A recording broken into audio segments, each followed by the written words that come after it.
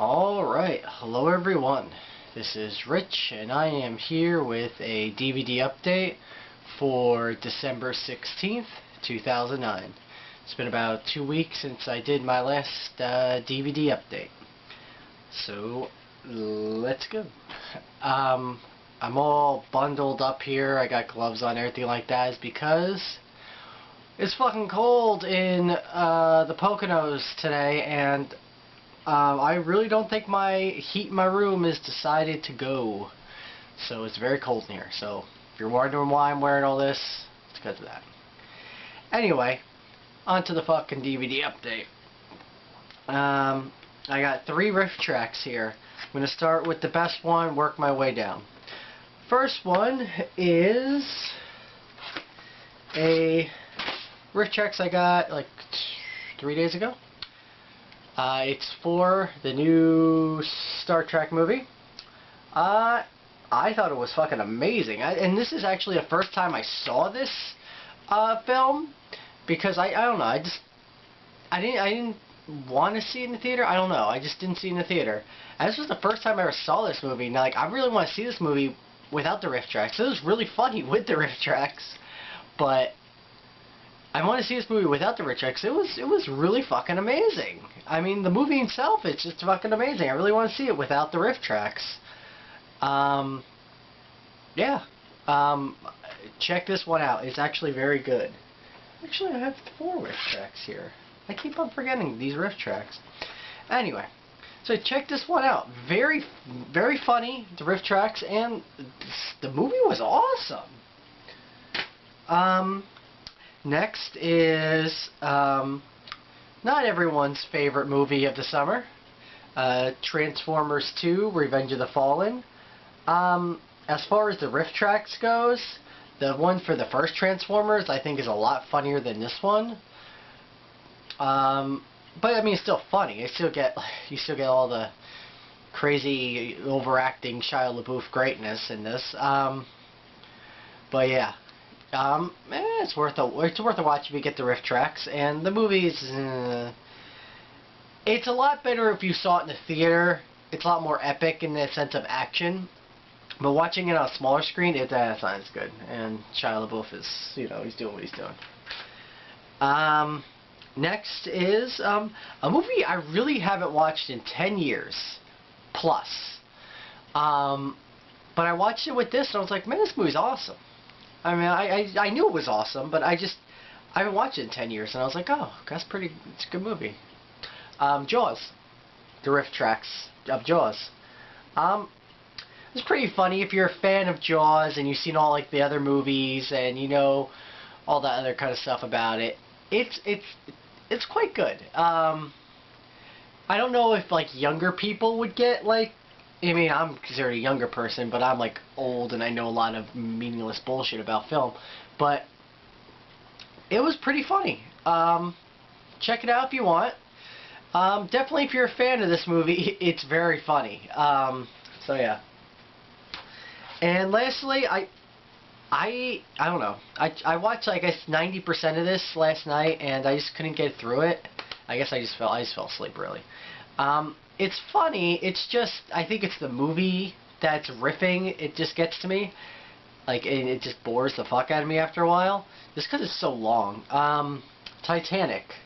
Which I truly believe someone should do a fan cut of this and, like, break it down to an hour and a fucking half. It doesn't need to be, like, 3 hours and 15 minutes or whatever the fuck it is. It's long. It doesn't need to be that long. I mean, you could break this fucker down in, like, 90 minutes.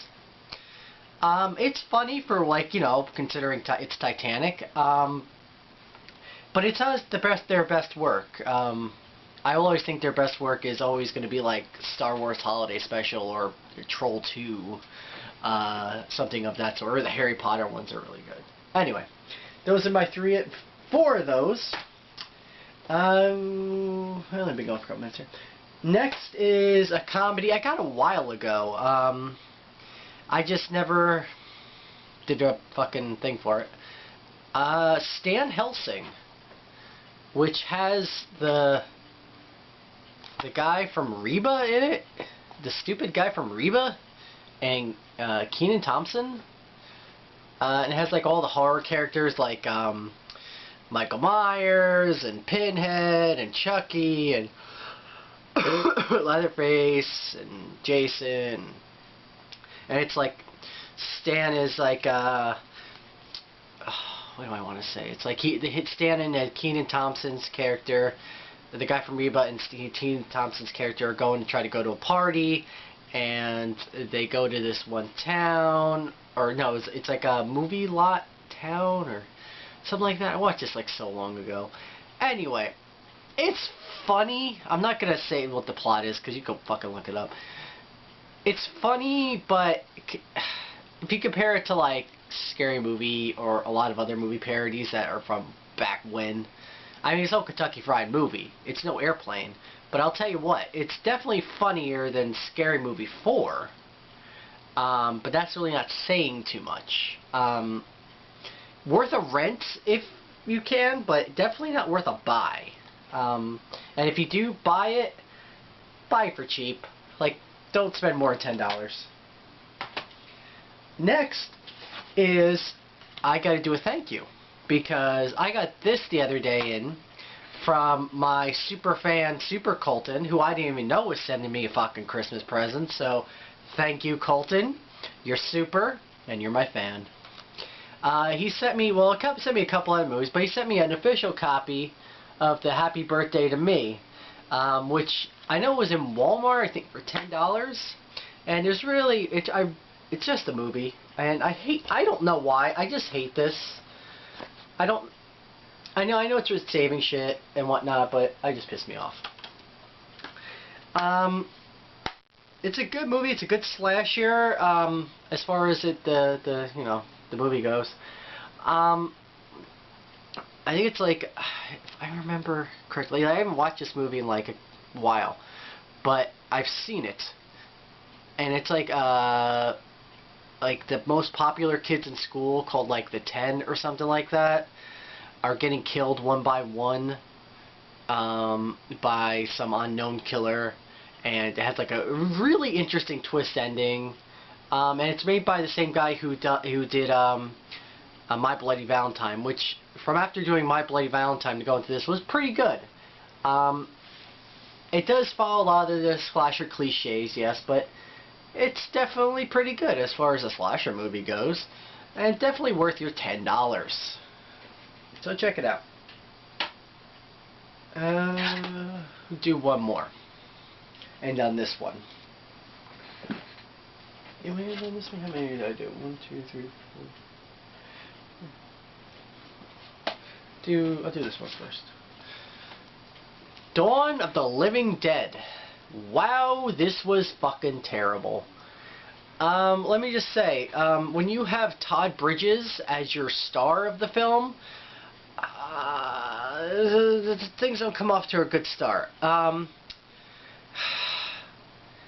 don't really know how to explain this film, because I watched this movie in fast forward because there was no other way to watch it. There's like it actually has oh, what the hell's his name? Joe Estevez from, oh, what the fuck's the movie? What the hell's the movie? Soul Taker, because I have the Mystery Science Theater version of it over there. Soul Taker. So Joe Estevez from Soul Taker, and Todd Bridges in this movie. So Joe Estevez and his girlfriend get this like hotel room, or not hotel room, a house in the country. And apparently a bunch of Aztec Indians or something like that got killed there, and they are like haunting this crazy woman, and they killed Joe Estevez at one time in the movie. I'm really not giving anything away because this movie's a piece of fucking shit, and if you want to watch it, you're masochistic as I am when it comes to bad movies. And it's just terrible. I know I'm saying it over and over again. Let me just say, Todd Bridges is in the movie maybe in the last 20 minutes of the film, maybe, and he plays a special needs, I forget what those things are, the fucking poles, the like big ass fan turbine things that get energy. What the fuck are the windmills? He's a special needs windmill engineer that, like, I guess works on the windmills where they're at. Yeah. Terrible fucking movie.